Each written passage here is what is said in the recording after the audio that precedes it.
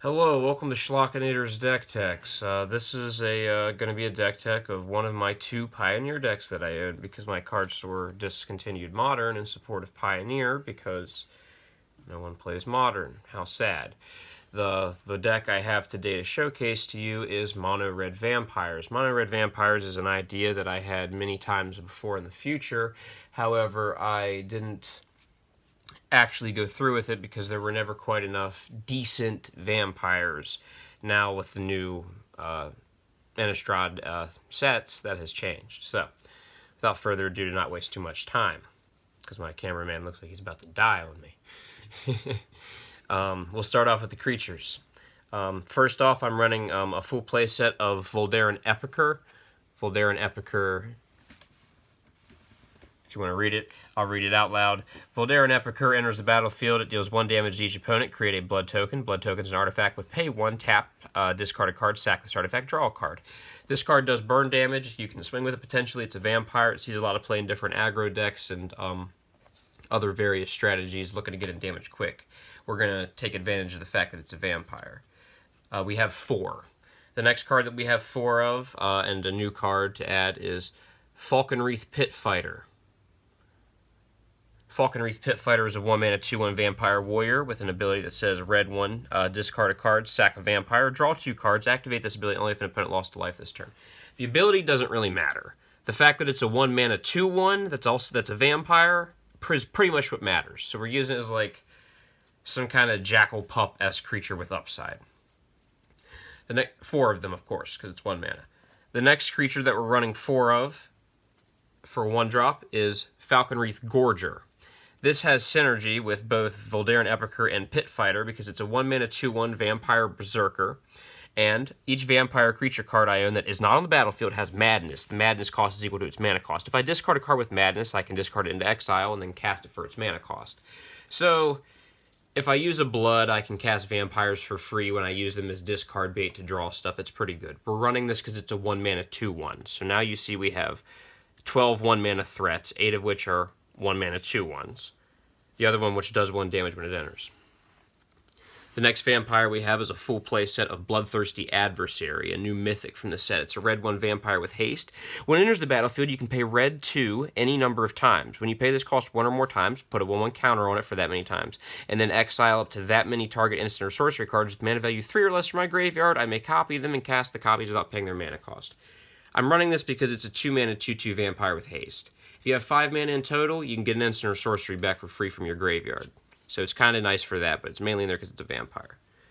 The next 4 of vampire, and I believe the final vampire we're running, is 4 of Cemetery Gatekeeper. Whoops. Cemetery Gatekeeper is red 1 for a 2/1 first striking vampire. When he enters the battlefield, exile a card from a graveyard, and when a player plays a land or casts a spell that shares a card type with the exiled card, he deals 2 damage to that player. He's a 2/1 vampire for 2 first strike. That's why we're running it. You see in the theme here, red vampires. They do a thing and they're okay, put it in the deck. But if we know someone's going to be comboing off with a bunch of instants and sorceries or something, or if they play a bunch of lands from the graveyard like Field of Ruin, we can really start pissing people off with this, as well as swing a 2/1 first strike.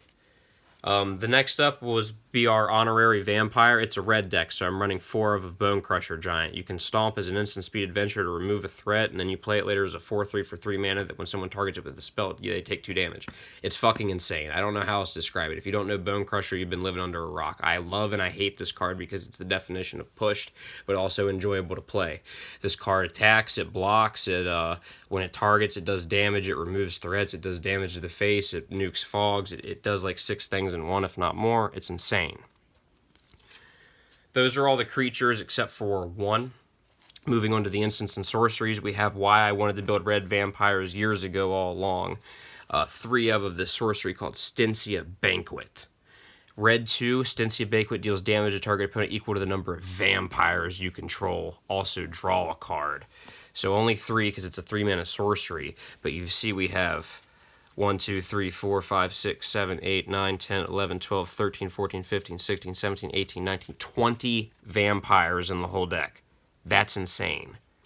So it's not hard to spam the board, get 4 or 5, swing in, and then finish them off. You also get to draw a card. Since we're a quick aggro deck and we're doing a lot of fast damage, we need to exile stuff off the top of our library, so we're running 4 copies of Light at the stage. Red 2 Sorcery, exile the top 2 cards. Until the end of your next turn, you may play those. You don't cast it. You can play it. You can cast it. You have to cast it. So you can do an instant sorcery creature or play a land. And if you can't play the stuff this turn, then you still get it next turn. This card's ridiculous. It only costs 1 mana because you spectacle it whenever someone's lost life. How do we make them lose life? We attack them, or we start getting into our burn damage. Honorary Vampire burn, baby. Play with Fire is the new shock. It costs $2 a piece. Deal with it, or $1.50 a piece. Red mana instant speed, 2 damage to any target. You can kill somebody with it, or you can kill a creature with it, kill a planeswalker with it. If you hit a player to the dome, you get a scry 1. That's just good. I mean, it's just efficient damage. It gets our Light at the stages going. We can get it back with Bloodthirsty Adversary, kills things early like Mana Dorks, etc. We're a burn deck, so we run 4 Skewer the Critics. 3 mana sorcery, 3 damage to any target. Or if someone's lost life this turn, an opponent's lost life, you can just pay a single red. It's basically our lightning bolt in this format. That's all the instants and sorcery cards, so now we have the 2 Weird Of cards. I call these the Chandra slots, but these are basically flex slots. They should probably both be just Chandra Dress to Kill, but I wanted to get a little spicy. So first off, I put in my one copy of Chandra Dress to Kill. You could probably run 2. The reason I don't think you should run more, even though she's a great aggro card, she gives you mana, she lets you play cards, she wins the game, she does damage, etc. We're turning our dudes sideways a lot, and they're small, and our removal is mostly incidental burn damage when we can't hit the opponent in the face, which a burn deck always wants to hit the face. You only remove if you have to, so we can't really defend her too well, and if she comes down once and then just dies the next turn, that kind of sucks. But I think we can clog the board up enough to defend 1. Comes in with 3 loyalty for 3 mana, red 1. We can +1, add red mana, and deal 1 damage to up to 1 target player, planeswalker. We can also +1 and exile the top card of our library. If it's red, we can cast that card this turn. So anything that's not a land in this entire deck. And then -7, exile the top 5 cards of your library. You may cast red spells from among them. You get an emblem also. Whenever you cast a red spell, it deals X damage to any target, where X the amount of mana spent to cast the spell. Basically, -7. Fucking insane. Obviously, you're not really going to get there, but if you do, you win the game. Congratulations. If you haven't won already, what the hell is wrong with you? The other thing that should be Chandra Dress to Kill, don't worry, cameraman, we're almost done.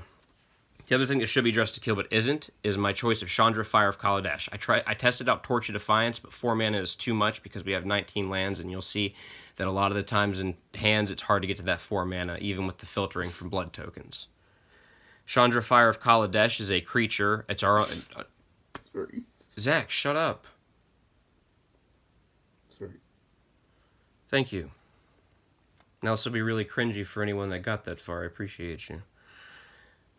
It's a legendary 2/2 human shaman. Whenever you cast a red spell, untap this creature. I can tap it down and deal 1 damage to target player. If Chandra, this card, has dealt 3 more damage this turn, I exile it, then return it transformed.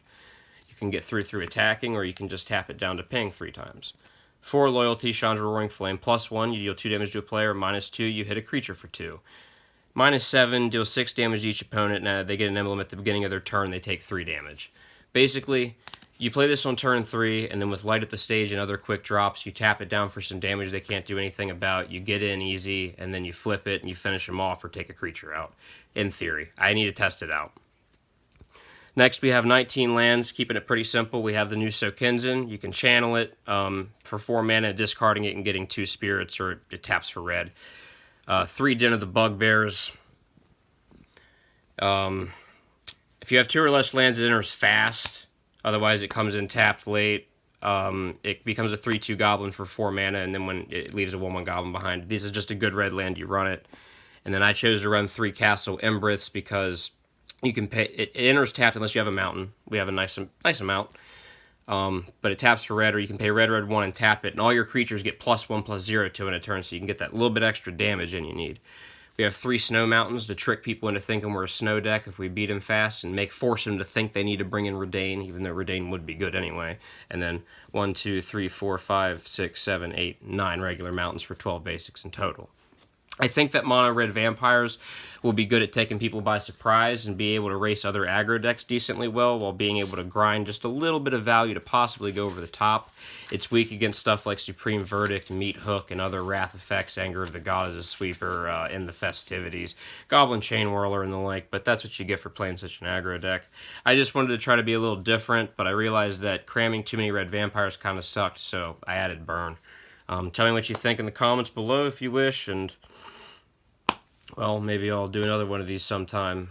Don't hold your breath, but this is, I like Magic too. Alright, pause.